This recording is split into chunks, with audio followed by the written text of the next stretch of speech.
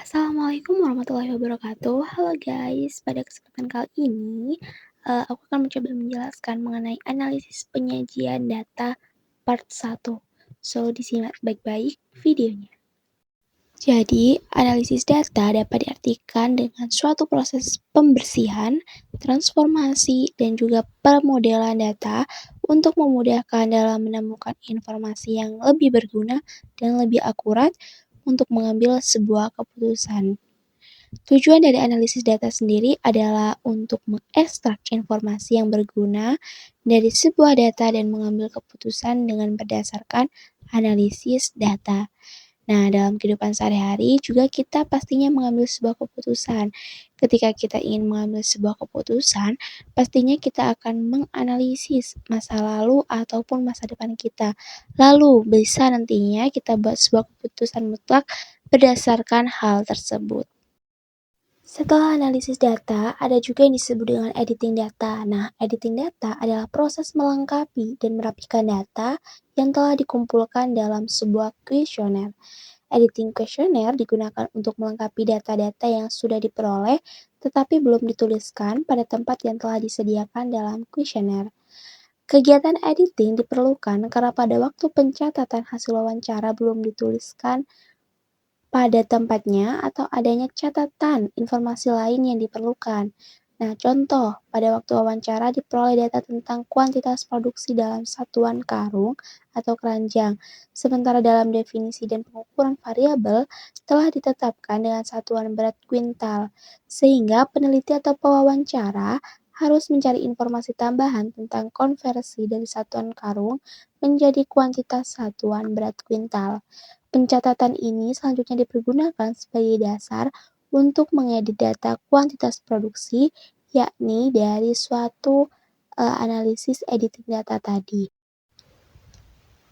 Pemeriksaan data atau editing dilakukan terhadap jawaban yang telah ada dalam kuesioner dengan memperhatikan hal-hal kelengkapan pengisian jawaban, kejelasan tulisan, kejelasan makna jawaban, serta kesesuaian antar jawaban.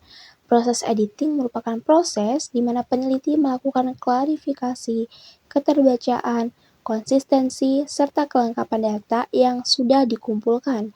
Proses klarifikasi menyangkut memberikan penjelasan mengenai apakah data yang sudah terkumpul akan menciptakan masalah konseptual atau teknis pada saat peneliti melakukan analisa data. Dengan adanya klarifikasi ini, diharapkan masalah teknis atau konseptual tersebut tidak mengganggu proses analisis sehingga dapat menimbulkan bias penafsiran hasil analisis. Hal ini berkaitan dengan apakah data yang sudah terkumpul secara logis dapat digunakan sebagai justifikasi penafsiran terhadap hasil analisa. Setelah editing data, ada juga yang disebut dengan coding data. Nah, coding sendiri adalah proses pemberian angka pada setiap pertanyaan yang terdapat pada kuesioner, yakni sebagai pengganti substansi pertanyaan. Pembuatan kode dimaksudkan untuk menyederhanakan judul kolom dalam proses entry data atau memasukkan atau tabulasi data, yang dimana agar penelitian tidak kehilangan informasi lengkap substansi pernyataan diperlukan buku kode. Jadi mana buku kode ini adalah dokumen yang menggambarkan lokasi variabel dan deskripsi lengkap dari setiap kode.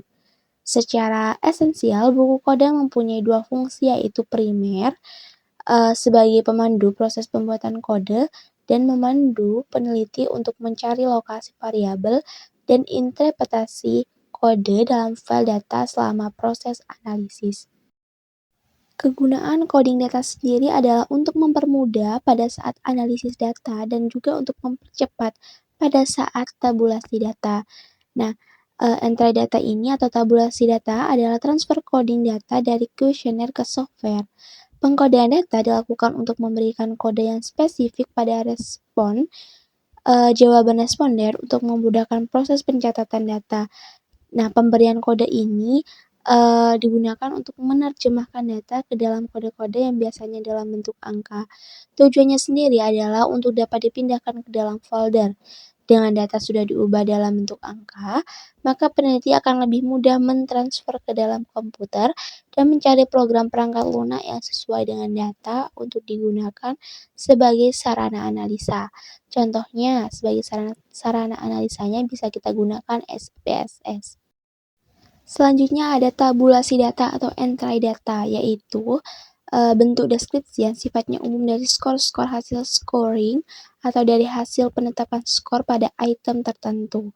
Biasanya pemberian skor ini karena kita ingin mengukur suatu data perilaku, misalnya sangat setuju, sangat puas, tidak setuju, kurang setuju, dan lain sebagainya. Tabulasi data responden penting untuk dibuat, karena dari tabulasi, seluruh data dianalisis baik secara kualitatif maupun kuantitatif. Ada 3 hal yang harus diperhatikan dalam tabulasi data. Yang pertama bentuk tabel, kemudian garis horizontal dan garis vertikal, dan yang ketiga komponen. Nah, bentuk tabel sendiri sebaiknya tidak berlawanan dengan bentuk publikasi.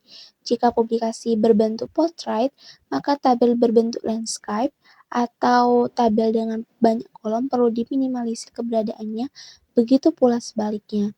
Sedangkan untuk garis, penggunaan garis vertikal pada tabel sebaiknya dihindari. Dan untuk komponen, ada tabel nama tabel, judul tabel, subjudul, dan lain sebagainya, itu juga harus teman-teman perhatikan dengan baik. Selanjutnya, statistik deskriptif. Yang pertama, perbedaan antara statistika dan statistik. Statistika lebih mengacu pada salah satu cabang ilmu yang mempelajari tentang bagaimana mengumpulkan, mengolah, menganalisis, menyajikan, sampai ke interpretasi data dan mengambil kesimpulan. Sedangkan statistik adalah catatan angka dan hasil pengolahan data, yang dimana hasil pengolahan data bisa berupa rata-rata, nilai tengah, median, modus, dan masih banyak lagi.